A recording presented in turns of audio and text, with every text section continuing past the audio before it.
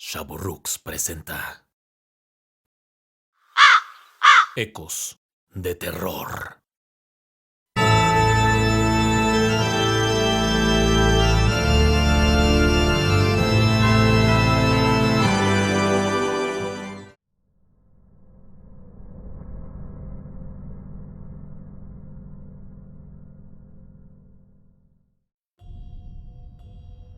Bien dicen que el diablo está en los detalles. Y aunque esta frase se puede aplicar en muchos contextos, en el caso de lo que les voy a compartir, tiene un sentido quizás muy literal. Mi familia puede rastrear sus raíces por lo menos unas 6 generaciones atrás. Todos nosotros somos originarios de Escuinapa, al sur del estado de Sinaloa. Somos personas sencillas, trabajadoras, y estamos muy orgullosos de ser de esas familias que todavía se mantienen muy unidas. Mi mamá es la mayor de los hijos de mis abuelos y afortunadamente tuve la suerte de que mi abuelita viviera en mi casa y que compartiera conmigo muchas de sus historias. Mi abuelita narra muchas historias sobre las brujas de Palmillas, a las orillas de Mazatlán. Nos cuenta que había una en particular que era muy conocida en mi familia, una a la que llamaban la Muda. La razón de la importancia que le damos a la historia de la Muda tiene que ver con un encuentro que tuvo la abuela de mi abuelita, es decir, mi tatarabuela, con ella. Según mi abuelita, la Muda era conocida porque ayudaba a muchachitas que se habían metido en problemas, si me entienden. Se refiere principalmente a mujeres jóvenes, solteras, que resultaban embarazadas fuera del matrimonio y que necesitaban que les practicaran abortos, por supuesto clandestinos. Mazatlán y Palmillas se encuentran relativamente cerca de Escuinapa, pero suficientemente alejadas, más en ese entonces, como para poder aspirar a algo de discreción. Una de esas mujeres con problemas resultó ser mi tatarabuela, que había sido casada muy joven con un hombre mucho mayor que ella y del cual resultó embarazada. Al estallar la Revolución Mexicana, el hombre se enlistó en el Ejército Federal y murió unos meses después en la toma de Culiacán en 1911. Al quedar viuda, mi tatarabuela sintió pánico, pues por la situación del país no sabría cómo criar a un niño ella sola. Se acercó con una prima y ella le recomendó ir con la Muda para que la ayudara. Mi tatarabuela había escuchado de las mujeres de Palmillas, pero no sabía nada de la Muda, sobre cómo lucía o cómo encontrarla. Le pidió a su prima que la llevara, pero ella solo accedió a acompañarla hasta un punto cercano, a partir del cual mi tatarabuela tendría que ir por su cuenta.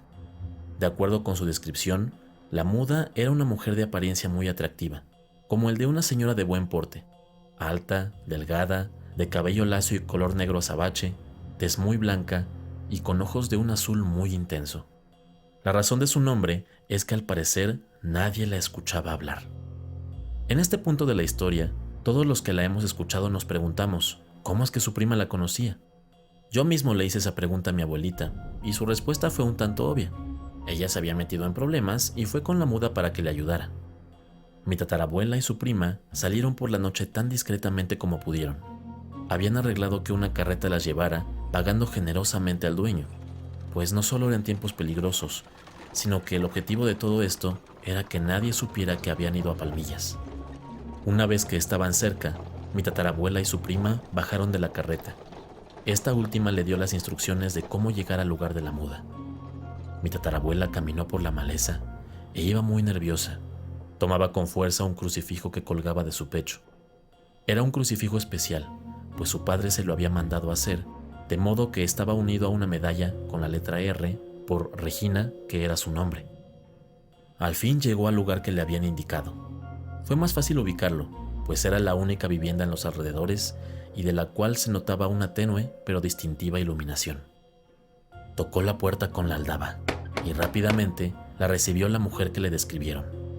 Según mi abuela, lo que su abuela vio coincidía exactamente con la descripción que habían recibido de su prima. Una mujer de unos 25 años, de apreciable belleza, delgada, alta, de ojos azules intensos y una tez muy blanca. «Oh, hola, vengo a que me ayude», le dijo con timidez, mientras la Muda solo la miraba. Esta se hizo a un lado, como cediendo el paso, y mi tatarabuela entró, entendiendo el gesto. Mientras avanzaban, mi tatarabuela cayó en cuenta de que no tenía la menor idea de qué es lo que le iban a hacer o qué iba a pasar. Eran otros tiempos y el acceso a la información era muy poca, y quizás por el temor y por la pena, ella nunca quiso preguntar cómo funcionaba esta ayuda. La muda le pidió que se sentara, dejó un candelabro para iluminar y regresó después con algunos utensilios. «Oiga, le tengo que pagar», le dijo extendiéndole un sobre con algo de dinero. La muda simplemente sacudió la cabeza, rechazándolo. Esto desconcertó aún más a mi tatarabuela, porque no hacía sentido que no le aceptase un pago. «¿Pero entonces no le tengo que pagar?», le preguntó con la voz medio quebrada. La muda solo le sonrió, pero no fue una sonrisa agradable o dulce. Fue una especie de sonrisa macabra. Después de eso, puso su mano sobre el vientre de mi tatarabuela y la miró fijamente, con la misma sonrisa tétrica. Mi tatarabuela estaba muy nerviosa y seguía tomando firmemente el crucifijo que colgaba de su cuello. La muda tomó una urna y la colocó debajo de las piernas de Regina, que temblaba de terror, para de nuevo colocar su mano sobre el vientre de mi tatarabuela. En ese momento, por los nervios y la tensión, Regina jaló con un poco más de fuerza su crucifijo, rompiendo la cadena, lo que provocó que cayera de su cuello.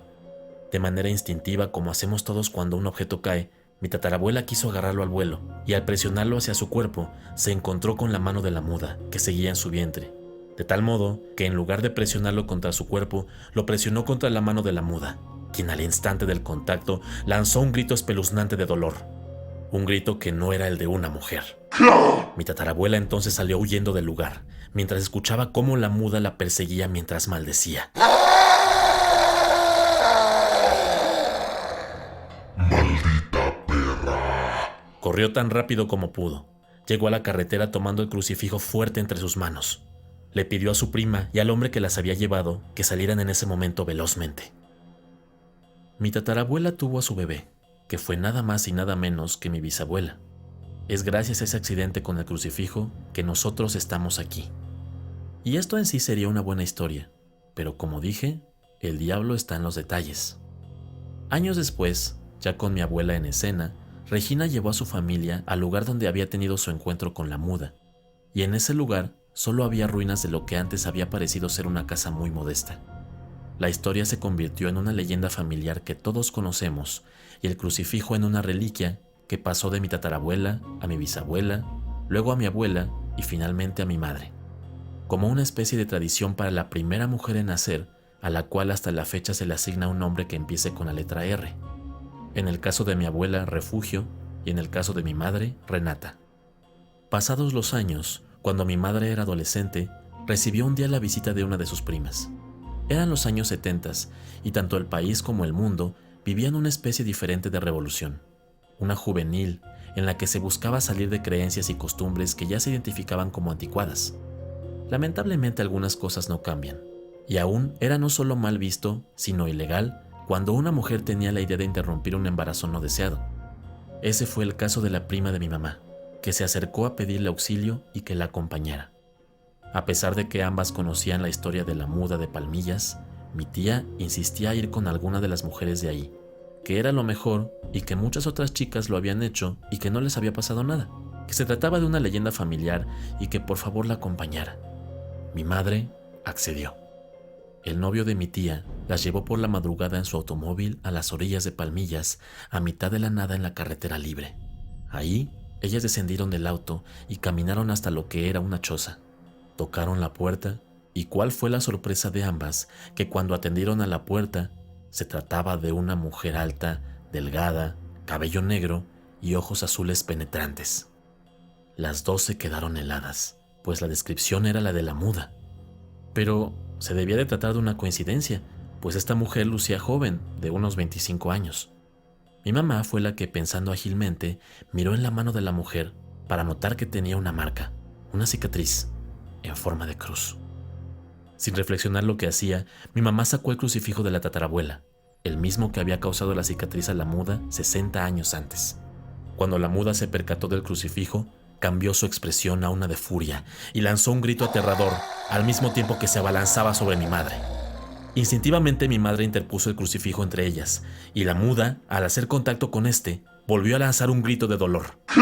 Mi mamá y mi tía huyeron, corriendo con toda su energía, y casi como repitiendo la escena de la tatarabuela, subieron al auto del novio y regresaron a Escuinapa. Siempre que contamos la historia a nuestra familia, lo hacemos de manera solemne. Muchos de nosotros hemos teorizado si la muda es en realidad un demonio o solo una bruja de muy alto rango. Todos sospechamos que usa los fetos para alguna clase de ritual, una que mantiene su apariencia joven y radiante. No lo sabemos a ciencia cierta, pero presentimos que sigue allí, dedicándose a lo suyo, aprovechándose de las pobres mujeres y de su condición para satisfacer sus malignas necesidades.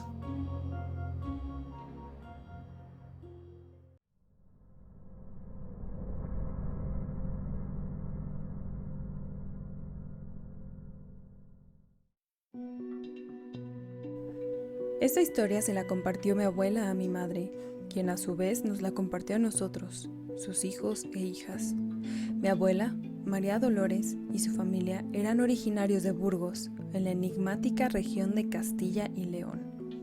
Vivieron ahí por generaciones y hasta que mi abuela cumplió 10 años, para luego emigrar a México por causa de la guerra civil. Su infancia fue muy típica de una persona que nació y creció en una pequeña ciudad del norte de España, en la primera mitad del siglo XX. Ayudar en casa, atender animales y solo enfocarse en lo indispensable en los estudios de acuerdo con las normas sociales de la región y de la época. Según mi abuela, Burgos era uno de los lugares que se relacionaba mucho con la hechicería y las brujas, por lo que era común la enseñanza a los niños de tener muchas precauciones. Hoy en día es una zona que tiene todavía espacios naturales muy bonitos y con áreas muy pobladas de árboles. Para como lo describía mi abuela, era algo de magnitudes mayores en ese entonces. Cuando mi abuela tenía 9 años aproximadamente, una de sus amigas más cercanas de nombre Jimena, sí, Jimena con J, se perdió inexplicablemente. Los padres la habían dejado sola en casa y a cargo de su hermanito menor, y cuando regresaron la niña ya no estaba, y el hermanito, que apenas hablaba, solo podía decir que se había ido. Esto alarmó a muchas de las familias que vivían por esa zona, y la situación de terror solo se acrecentó una vez que otra niña desapareció en situaciones misteriosas e inexplicables. Muy pronto empezaron a adjudicarle estas desapariciones a las brujas de Cernégula.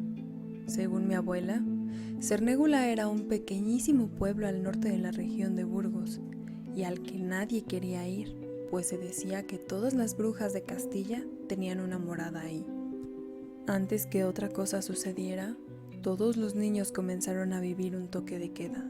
Ninguno podía salir de noche, sin excepción, y los padres de familia comenzaron a montar guardias en las calles para asegurarse de que no hubiera más desapariciones. Sin embargo, estas continuaron. Las misas dominicales se volvieron angustiantes, pues de lo único que se hablaba es que la comunidad estaba sufriendo por el azote de las brujas. Algunos ciudadanos con ideas menos tradicionales buscaron apoyarse en la policía local, pero su trabajo era inútil, pues parecía como si los niños desaparecidos se desvanecieran de la faz de la tierra. Mi abuela tenía no solo prohibido salir de noche, sino que además tenía prohibidísimo salir sola. La debía acompañar siempre una de sus hermanas mayores, de 14 años en ese entonces, y eso únicamente para las cosas indispensables.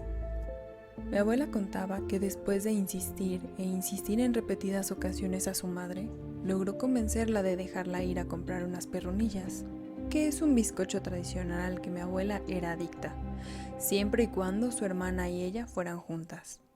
Mi abuela y su hermana se dirigieron a la casa de uno de los panaderos que las preparaba particularmente bien.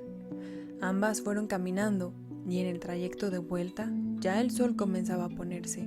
Sabiendo que debían regresar con prisa para respetar el toque de queda, mi abuela y su hermana aceleraron el paso. Mi abuela corrió un poco y dejó a su hermana atrás. Dando una vuelta por un camino, sin pensarlo, se quedó sola por un instante. El sol ahora apenas se asomaba, y aunque había algo de luz, ya comenzaba a notarse oscuro.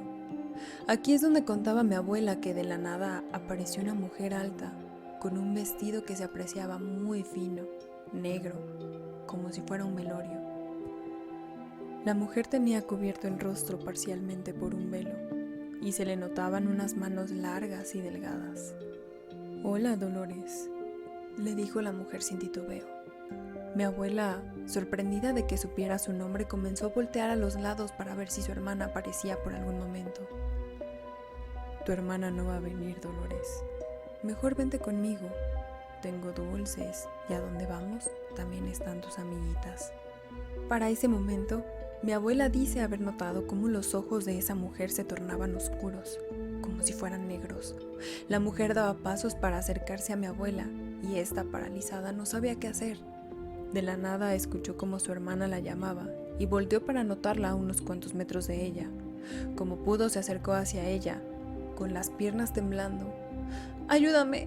¡La bruja me quiere llevar!», le dijo mi abuela a su hermana, la cual, sorprendida, le respondió que no veía a nadie, más que al gato negro que estaba frente a ellas. Mi abuela estaba convencida de que la bruja y el gato eran el mismo ser. Así se lo dijo a sus padres, y esto solo sirvió para que ya no la dejaran salir de casa pasando el mediodía. Las desapariciones siguieron por meses, pero muy pronto el problema de las brujas pasó a segundo término, cuando estalló la guerra, y esta abrió paso a otras vivencias que fueron más aterradoras y terrenales. A los pocos meses de haber cumplido 10 años, mi abuela y su familia llegaron a México, donde pasaron el resto de sus vidas, deseando siempre volver a su natal Burgos. Todos esos eventos marcaron por siempre a mi abuela y a toda su descendencia. Todos sus hijos y sus nietos crecimos conociendo y aplicando cuidados especiales para ahuyentar a las brujas y protegernos de ellas. ¿Quién sabe? Quizá alguno de nosotros nos hemos topado con algún gato negro, que en realidad no es otra cosa que una bruja tratando de pasar desapercibida.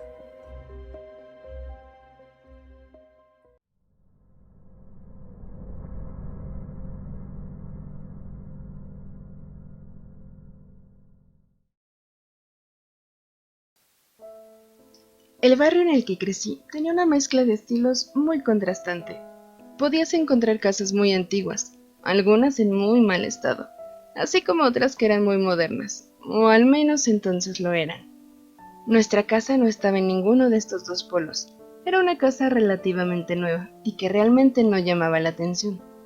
La casa más llamativa y peculiar era una que parecía sacada de una película de terror. Era muy antigua y se encontraba justo en la esquina de mi calle. La casa había caído en un estado claramente deteriorado, pero aún eran apreciables varios elementos que revelaban que quien la haya construido era un fanático del Art Deco y que podría hacernos creer que fue construida en los años 20. Pero más allá del estado de la casa o de su estilo arquitectónico, la casa tenía una vibra muy pesada. A las personas no nos gustaba pasar frente a esta. Casi todos los niños del barrio decíamos sentir un frío inusual y una mirada desde el interior, como si alguien nos observara desde sus ventanales y tras las cortinas. No estábamos seguros a ciencia cierta de que estuviese abandonada, y al menos yo tenía la idea de que probablemente alguien aún habitaba ahí. Era difícil mirar al interior. Una especie enredadera que crecía del jardín impedía casi en su totalidad asomarse a la casa. Para mí, como niña, era poco frecuente acercarme sola a la casa, y las veces que llegamos a hacerlo fue ya sea de paso caminando con mi familia o jugando con mis amiguitos de la cuadra. Era aún más raro que yo pasara por ahí una vez que caía la noche, tanto porque no tenía motivo como porque la casa nos inspiraba miedo a todos. Cuando yo tenía 11 años y llegaron las vacaciones de verano, comencé a pasar más tiempo en la calle jugando y conviviendo con los demás niños. Esto coincidió con que mis padres salían más tarde del trabajo y por consecuencia, mi hora de regreso a casa se hizo cada vez más tarde. De pronto podían ser las 10 de la noche y yo apenas iba de vuelta a mi casa y siendo vacaciones y con mis padres recién llegados de sus empleos, no había reprimenda alguna. Una de tantas noches, hacia las 9 p.m., una amiga de la misma cuadra, Sonia, y yo estábamos jugando a algo. No recuerdo bien a qué, y empezamos a hablar de la casa que a todos nos daba miedo. Sonia y yo decidimos que valía la pena una excursión para ver qué es lo que había en la casa. Las dos teníamos miedo, pero cuando se es niña, una no mide bien las consecuencias y es más aventurada. Llegando a la casa, Pasó lo que siempre nos sucedía, que era el frío inusual, como si una helada corriente de aire soplara en sus alrededores. Mientras mirábamos y hacíamos a un lado la densa enredadera, Sonia y yo escuchamos cómo el portón se abría lentamente. Esto nunca había ocurrido, o al menos nadie lo había contado, y muy asustadas caminamos, con las piernas temblorosas hacia el portón, el cual descubrimos abierto. Sonia y yo nos miramos y por un momento hicimos un gesto, sin hablar, para decirle a la otra: ¿vamos a entrar? Sonia titubeó por un momento y al final se quedó inmóvil. Por otro lado, yo estaba terriblemente asustada, pero aún así me atreví a pasar. El portón daba a un pequeño patio que colindaba con el también pequeño jardín al frente de la casa. La espesa enredadera bloqueaba la mayor parte de la luz de la luna, por lo que generaba una sensación de extrema oscuridad. Casi en la entrada de la puerta de la casa se encontraba una mujer en harapos. Cuando digo harapos, quisiera que se imaginen a una mujer con la ropa desgarrada, sucia, con agujeros por todos lados. La mujer estaba sentada en una mecedora, la cual apenas crujía con el movimiento. Pude apreciar a lo lejos que esta mujer me miraba fijamente y en contra de mi mejor juicio, comencé a caminar hacia ella. A medida que me acerqué, me di cuenta de que no solo su apariencia era desaliñada, sino que además su piel tenía algo raro, como si estuviera extremadamente reseca y con un tono pálido verdoso. El frío que yo sentía era ya tal que mis dientes chocaban al ritmo del temblor de todo mi cuerpo. Fue esta sensación de frío la que me hizo reflexionar algo. No entendía por qué caminaba hacia la mujer, solo que yo tenía necesidad de hacerlo. Mientras pensaba en esto, la mujer habló con una voz horrible, casi como croando. Tráeme a Sonia. Mi primera reacción y pensamiento fue ir justamente por Sonia y di media vuelta hacia el portón gritando su nombre. ¡Sonia! ¡Ven, Sonia! Sonia solo respondía sin entrar y para cuando llegué al portón recuerdo la sensación de estar molesta porque ella no entraba. No sé qué fue lo que me hizo entrar en razón, pero teniendo a Sonia frente a mí, entendí que no podía dejar que ella entrara y que lo mejor sería irnos de ahí. La tomé del brazo y corrimos asustadas mientras yo escuchaba cómo el portón se azotaba detrás de nosotras. Más calmadas, le conté a Sonia lo sucedido y luego a mi mamá. Me prohibieron regresar tan tarde de la calle y por sobre todas las cosas acercarme a la casa. Claro que ella no pensaba que se tratase de algún espíritu o criatura, sino de una mujer trastornada que quizá vivía ahí. A la fecha, yo no podría asegurar la naturaleza de esa mujer en harapos, pero lo que me hace dudar son las sensaciones, como si ella se hubiese apoderado de mi mente y mi voluntad por unos instantes, para obligarme a hacer lo que fuese que ella quería.